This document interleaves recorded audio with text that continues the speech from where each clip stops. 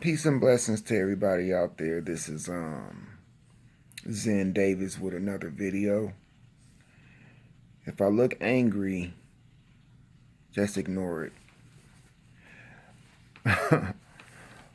um I want to start this. It's what, 3 in the morning here in Columbus, Ohio. I want to start this video by saying rest in heaven. I'm sorry, rest in peace to Mac Miller. Heaven is what you make it, man. Rest in peace to Mac Miller. He recently passed. My condolences go out to his fans, his friends, and his family. And it brings me to the topic of why I do these videos.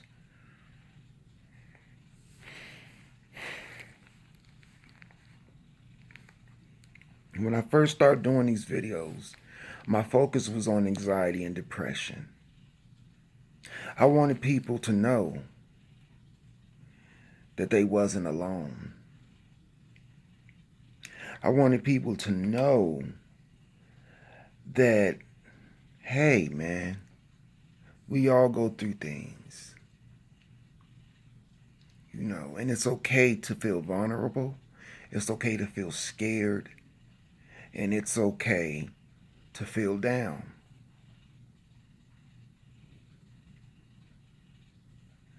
People kill themselves every day.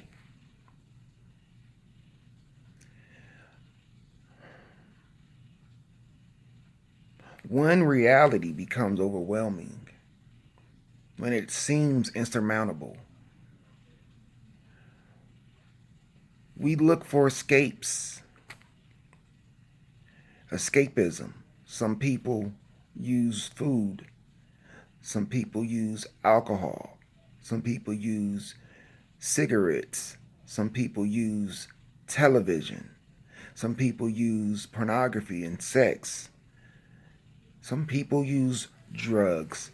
And this drug epidemic is literally decimating the population. It's plaguing society in inexplicable ways, and it's disturbing. People are hurting, and people need help. And let me explain something to you. I do these videos to share my personal experience and to give you nutritional advice on and supplemental advice on how you can remediate anxiety and depression. And I also do videos pertaining to people who share my same personality, which is quiet and somewhat aloof. Then I get a phone call. I'm going to just show you how sick society is. Then I get a phone call from the mother of my first child. Or shall I say, pain in my ass since I had my first child. How about that? Let me rephrase it that way. Sorry if I seem a little agitated, but hey, man. So she calls me, and I'm always polite to this woman. Always polite. I'm not antagonistic. I'm not bellicose. Bellicosity is something that I detest. I always try to be a pacifist. I always try to keep everything amicable. So she texts me, and she says, I need you to call me. This is like 2-3 weeks ago. It was early in the morning, and I knew it had something to do with my daughter, so I called her immediately, like a good father. So she says, hey, are you doing videos and uploading them on YouTube? I was surprised. I said, yes, I am. She said, yeah, because R.I.H, which is my daughter, told me that you've been doing videos and she's been acting weird ever since she started watching them. And I said, for real? She said, I said, why? She said, because she said you've been saying some weird stuff on YouTube. You've been telling people that you have a mental health issue and that you was abused as a child and this and that, this and that, and this and that. Now, I didn't know my daughter was going to find my videos. So I told the mother of my child, yes, I do videos. Yes, I do have a mental health issue. And yes, I do share my experiences to my subscribers. She said, well, now Soraya says she's scared of you. So I said, well, I'm sorry to hear that. I said, but I'm helping people. I'm helping thousands of people. And you could go on my channel and you can see the comments that they leave thanking me. So I'm helping people. I don't know what else to tell you. I have a mental health issue and I'm not ashamed of it. I'm not ashamed of it at all. You see, because it's not about me. It's about my subscribers and helping them overcome or just letting them know that they're not alone. So I spoke to her about my daughter. She said my daughter is going through a lot. She's been bullied at school. She's becoming more isolated and withdrawn, and she won't speak a lot and shit like that. So I told her, I said, well, you know what? She's going through puberty.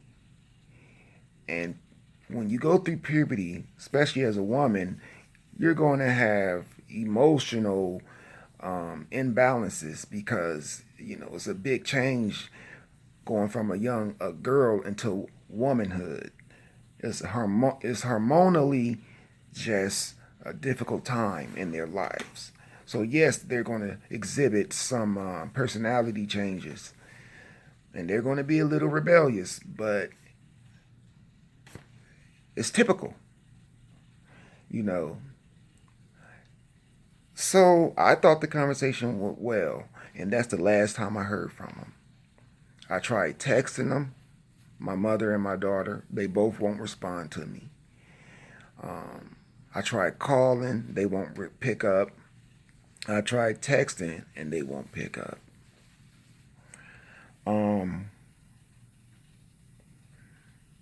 So what they did was they stereotyped me.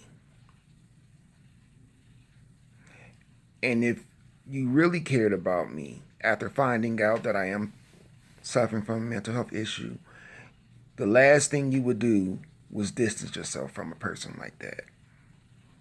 But see, that's why people don't tell when they are suffering, because they don't want to be judged, scrutinized, ostracized, criticized, and labeled a weirdo.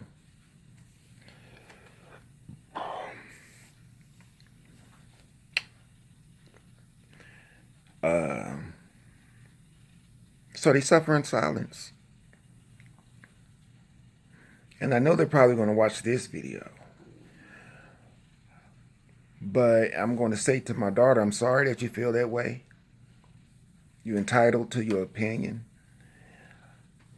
Your mom should be monitoring what you watch in the first place. And I know she doesn't. I know she doesn't monitor your YouTube content.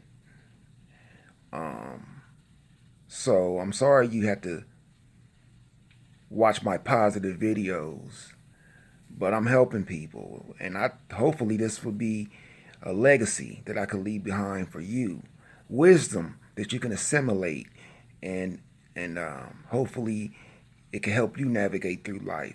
And as far as Amelia go, man, look, I pray for your turbulent soul.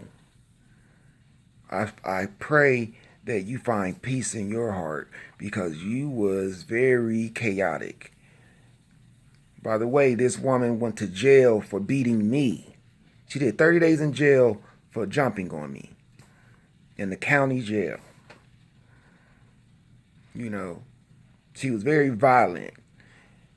And I was 230 pounds of muscle, and she still would hit me. So domestic violence isn't just men hitting women. She did 30 days in jail for hitting me. And she was the one who called the cops. She thought they was going to take me to jail. But they took her because I had bruises on my face. Hey, it is what it is. But this heroin, this drug use is killing so many people, man. And I'm here to say, uh, there's got to be another way. You know, there's got to be another way. Seek help, guys. Drug isn't the answer because soon as you come down from that high, there's going to be a hangover and you're going to feel worse, and then you're going to want to get the drug again because you're going to go through withdrawals. You're going to go through withdrawals.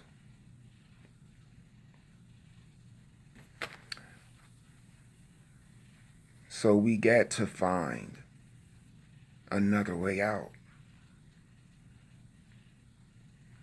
I'm no stranger to depression. I'm no stranger to anxiety. Even at my pinnacle, I still was depressed. It's a constant battle with me. I had a job at a Fortune 500 company, Procter and Gamble, number 45 on the Fortune 500 company list. I had an office job, making $24 an hour. My fiance, who got me the job, she was making $30 an hour. Her mom got her the job. So her mom got her in. She had been there for 6 years when I was with her, and she got me in. I started out as a temp at the company. I was making $9. I moved in with her. She wanted to, you know, get me a nice paying job to help her out with the bills. Plus, she had 2 kids. And I was making $9, so she was paying all the bills. So she spoke with her colleagues. I had 3 interviews, and I got a job at P&G. We moved into this huge house, 4 bedroom brick house, um, 2 bathrooms, 4 bedrooms. I mean, the house was huge. It was our house, man. It was a big house in a pretty prestigious neighborhood, and I had the muscles. I had a nice car. You know, we was taking trips, man. We would go out to eat every day at expensive restaurants. We would go out to eat every day. And I couldn't fucking believe it. I was like, holy shit, man. Like, because her mom would pay for it. And we would go to different cities and you know what I mean, just traveling. And we would stay in hotels that looked at like houses. I mean, we had hotels that had kitchens. It looked like a mini house. I'm talking about like Holiday Inn, like the Sheridan and shit like that, man. Um, I was spoiled, making a lot of money, and I still was depressed. So just because, I done had highs and I done had lows, right now I'm going through a low period. I'm in a bit of a struggle right now. But I've been high. I had conversations with the head of global communications at Procter and Gamble. Stayed at his house for 3 days, and he lived in a mansion in Cincinnati. You know, but I still was depressed, man. All those experiences, and I still was depressed. So depression has nothing to do with success. Peace come from within, man. So, Zen Davis, man. Take care of yourself, guys. Peace.